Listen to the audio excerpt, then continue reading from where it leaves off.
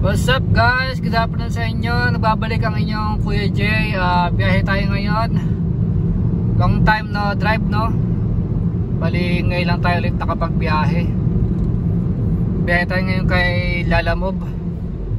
Bali ngayon is Wednesday, no? November 7. Tama ba? Sorry, November 8. Wednesday. Dito na ako ngayon sa may C5, no? Along C5 lang, Taguig. On the way na ako sa pick-up location ko. Meron pala akong booking. Nag-open ako ng Grab Express. Pinasukan ako ng booking. Hindi dapat ako babiyahe talaga ngayon eh. Tinry ko lang mag-open sa Grab Express. So yun, maya lang, mga 5 minutes siguro, pinasukan na akong booking. So yun, ito, papunta na ako ng pick-up location. Grab Express to, Grab Pay ang bayad. So dito tayo sa may Acacia na dito yung pick up location natin. So pag nag pick up kayo dito, mag-iwan kayo ng ID. Pipicture lang pala, sorry. So dito na tayo sa loob ng Acacia Estates. Dito masarap tumira, maraming mga mayayaman, maraming magagandang bahay, mga condo. Yan, mga pangarap na bahay yan. Swerte ng mga nakatira dito, no? Haya-haya ang buhay nila. Balang araw makiklaim din natin yan, mga pangarap natin sa buhay. Basta ST lang, sipag at tiyaga, makakamit din natin ang ating mga ninimiti sa buhay. Ito yung na-pick up natin, mga gamit sa bahay, mga kung ano-ano. May microwave oven, mga box. Medyo napuno itong sa trunk natin. Ito naman sa back seat, medyo napuno talaga. Kung hindi tayo makakapag double book. May bike, may bag, kung ano-ano mga gamit sa bahay. Ayan o. So bali yan na itsura. Talaga napuno tayo. Mukhang hindi tayo makakapagsabay kay Lalamove. So okay na yan, let's go. Deliver natin to. Ito yung rate nya, no? 419 plus 18 pesos Grab Pay. So yung pagka Grab Pay 419 sa'yo na lahat yan. Awas na yung commission ni Grab dyan. Bali ito yung layo ng location ng drop off, 30 minutes for 11 kilometers, no? On the way na tayo sa drop-off location. Palabas na tayo ng Acacia Estates, no? Bali yung deliver pala natin dito sa may Parañaque Moonwalk, no? From dito sa Taguig. For ano na yun, no? 419. Labas na si Grab doon. Labas na yung commission nya. Yun yung maganda kay Grab eh. Mataas ang rate nya compare mo sa Lalamove. Mataas siya magbigay ng rate. Malapit lang pero sobrang taas, 400 plus na, no? Labas na yung commission ni Grab doon. Samantalang kay Lalamove yan, pag mga ganyang Taguig to Parañaque, nasa 200 plus lang yan or 300. Swerte kung 300, tapos kakaltasan pa ni Lalamove. Pero may mga ilan din na magagandang booking kay Lalamove. May mga matataas na booking din eh. Kaso talagang tsempuhan lang talaga. So yun yung mga tinatarget ko na booking sa Lalamove. Yun yung mga kinukuha ko, mga tinatanggap ko na booking. Kasi pagka kinuha mo yung mga talo, walang mangyayari. So ang tiyaga ka lang talaga sa pag-antay ng ganung booking. Tsaka kailangan mabilis yung mata mo at yung kamay mo pag accept ng booking. Ganun sa Lalamove, pabilis yan. Unlike dito sa Grab, isa-isa lang ang pasok, basta hindi ka makakapili kung ano yung iboto sa'yo, na-accept mo yun automatic. Pagka kinancel mo yon, bababa ang rate mo. So sabihin nun, hindi ka priority sa mga booking. Dito na tayo sa may C5, palabas ng service road. Pinapadaan ako dito sa may C5 link. Okay, siya daw mas mabilis, kaso may toll nga doon.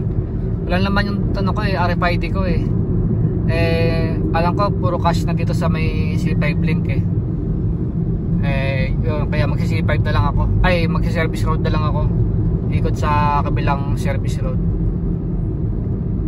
Wala kasing laman yung Gcash ko, hindi ako makapag-load sa RFID. Ang minimum na load kasi doon is 200. Laman ng Gcash ko mga 100 na lang so sig pa na loadan. So service road tayo ngayon. Diyan mas okay siya na dumaan dyan dire-diretso lang, labas mo na Parañaque Moonwalk. Sana hindi matraffic dito sa may service road. So yun, dito na ako sa Villamor. Wala namang traffic sa service road, sa East Service Road ewan ko lang dito sa kabilang service road, sa West Service Road. Try natin kung may traffic. Yun, nakaikot na tayo sa kabilang service road. Bali West Service Road na to. Ako, mukhang may traffic dito. Yun lang. Wala, no choice tayo. Ito talaga yung ibang way bukod sa C5 link. Mukhang maubig naman yung traffic. Malapit tayo sa Merville. Kanan na tayo dito.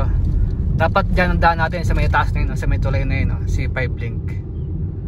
Dire-diretso na sana yung C5. Mabilis lang ang daan. Wala ang laman yung RFID ko. Kaya ikot tayo ng service road.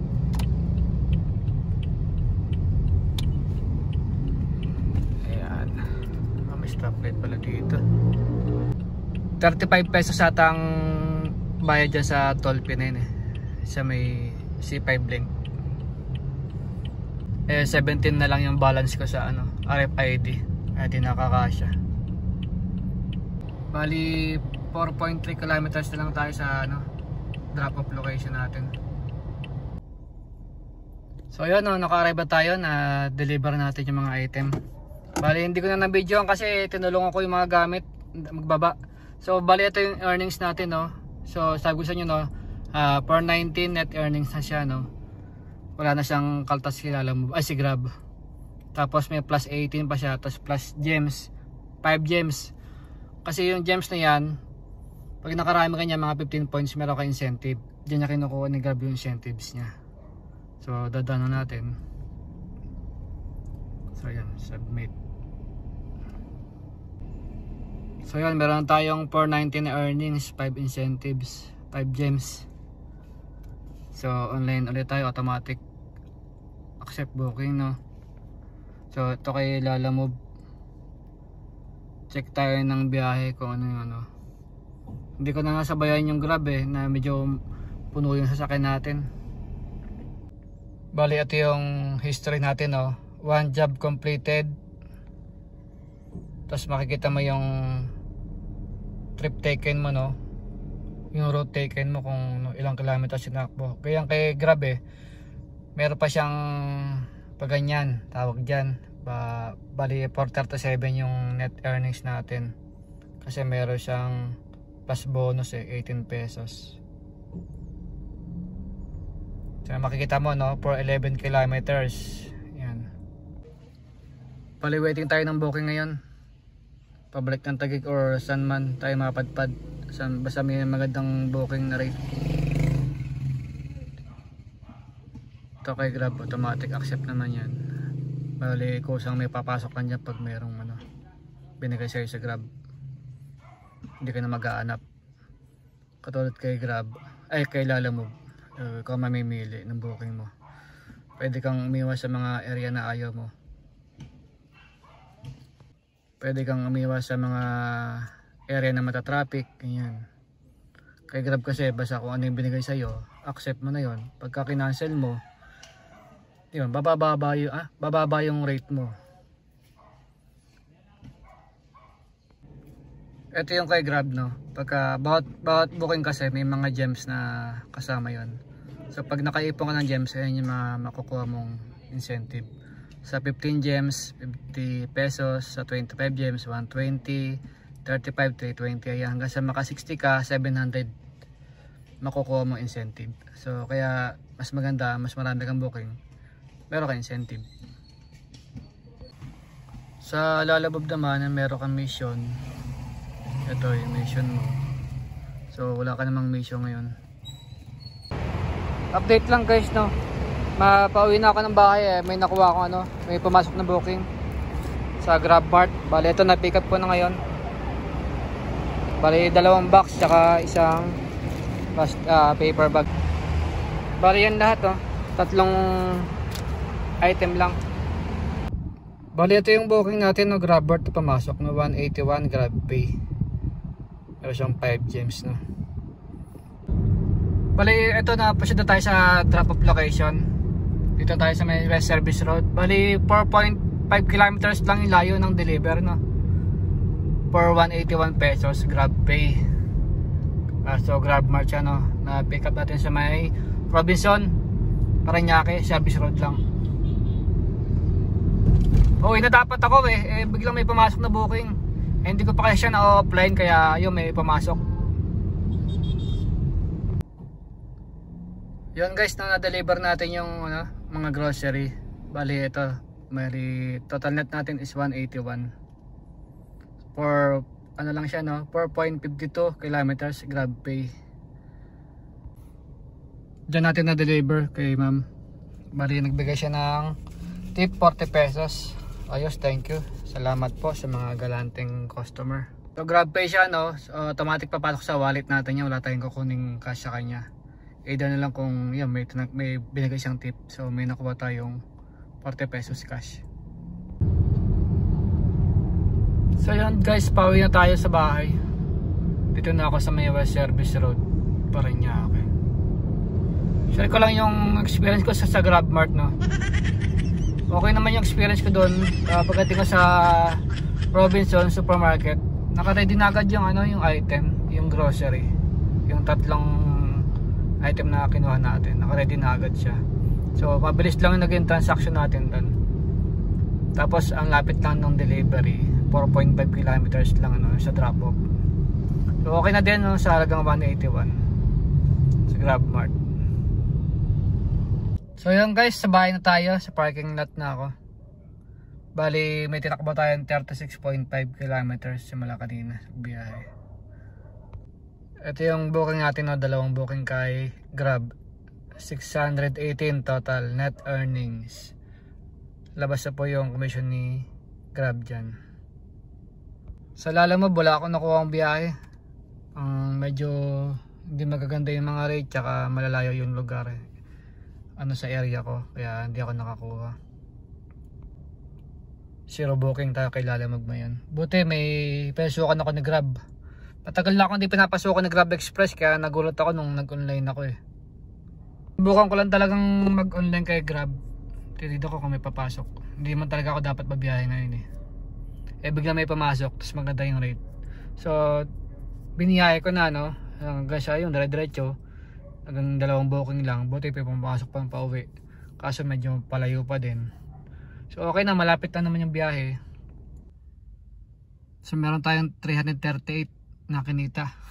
So pwede na, at least hindi ka pa rin talo sa gasolina pero ka pa rin kinita. Kahit ganun lang yung biyahe mo, 2 booking lang. Mukhang natanga yung basurahan ko dito sa kotse kanina, yung biyahe natin na Grab. Yung mga naglipat ang bahay. Hindi ko kasi napansin yung mga nabitbit niya tumulong lang ako Yun guys, bali dito tayo sa bahay dito ko nakatapusin yung video ko. Salamat sa lahat ng mga nanood, sa mga nagtyagang nanood dyan, sa mga nag-subscribe, salamat sa inyo. Sa muling pagbiyahe ko ulit, samahan niyo po ulit ako sa biyahe ko. And shoutout sa lahat ng mga nag-subscribe, sa mga subscribe pa lang, salamat sa inyo and God bless.